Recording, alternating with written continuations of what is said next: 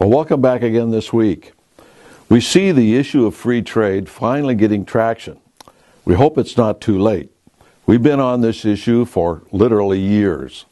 We've been in the front of everyone relative to the dangers of the TPP and the TTIP, fast track, etc. Now what we see is mailings going out all over the United States trying to convince Republicans to get a hold of their representatives, their Republican representatives, to get them to vote for the TPP and trade authority. Now here it says, who should be the leader in international trade, America or China? And then on the back it says, if America doesn't show leadership on trade, China will. And what this is a propaganda piece that is a lie. Now, I don't know if it's a conscious lie by this group or not, or whether it's just done out of ignorance.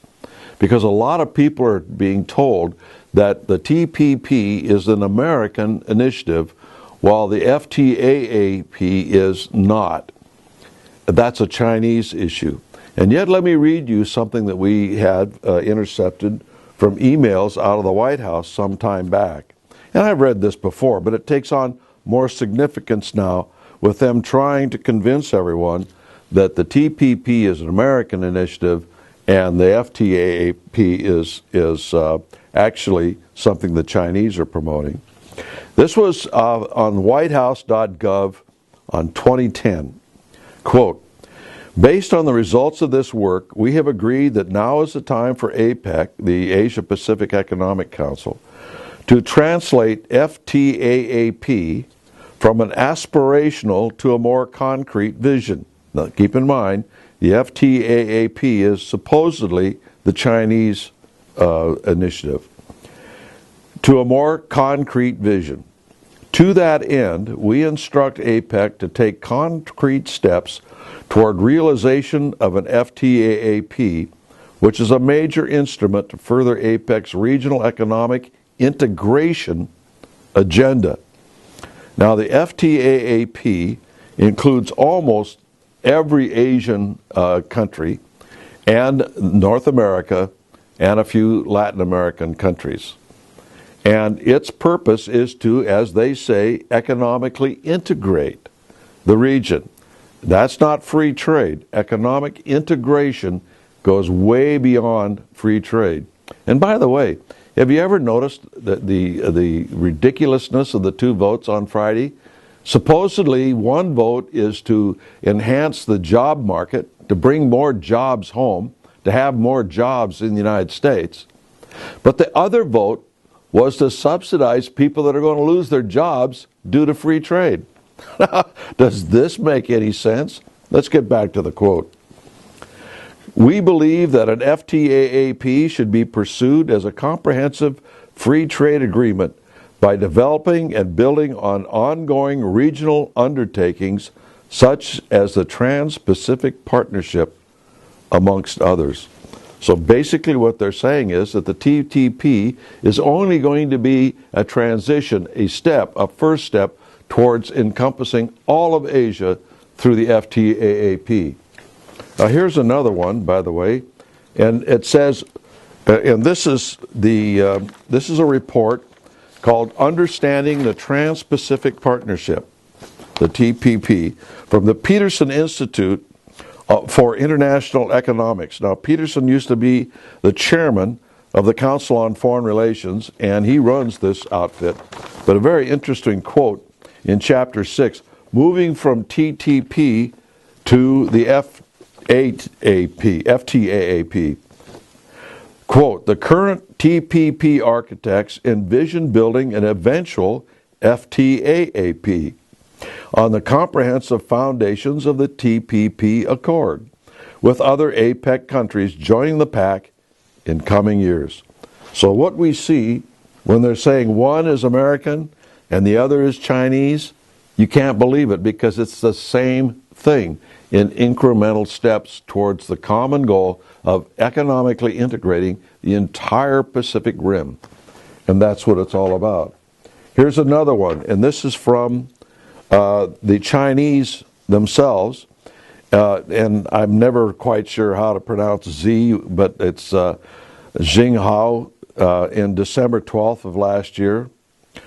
The goal is to build upon President Obama's recent visit to China and meetings with President Xi Jinping when they agreed to deepen economic ties and enhance bilateral agreements. Foreman, who is the trade representative, said during the conference call that the future of bilateral relationship will depend on building mutual interest and respect through unlocking opportunity, expanding trade, creating a level playing field for businesses, and lower barriers to investment. So while they're telling us, on one hand, this is a battle between China and the United States, our own government is getting in bed with China to enhance all of this economic integration with the Pacific Rim. Here's another one from the Council on Foreign Relations. And this paper is called North America, Time for a New Focus. Now, you know, for years we were involved in trying to stop the North American Union, and we're very successful at it. We put a lot of money, time, and effort into this. And as a result, we were able to slow it down drastically. But now they're coming back, and Obama, behind the scenes, are doing things a salami slice at a time to put together the North American Union. But in this report, it shows that this will simply be part of these free trade agreements to economically integrate the Pacific, the United States, and the Atlantic all in one deal. And so we're moving towards, again, using all this free trade to merge our government with other governments into a singular country. First North America, then perhaps the Pacific, perhaps the Atlantic. They're moving towards all three at the same time. Here's another one from the Center for Transatlantic Relations, a transatlantic pivot to Asia. And in here they basically outline that NATO will be utilized to integrate a world government from Europe into Asia. They're already talking, as we've said before with NATO, to Japan, the Philippines, and other countries to integrate them into NATO. And so they're even bringing that into the equation. Not just free trade, but so-called war on terrorism and aggression and that kind of thing. And if you go into all these things, I've got just gobs of stuff here to show that this is not free trade. This is economic integration. It's economic integration to the point of where we would lose our sovereignty and the Constitution would become passé.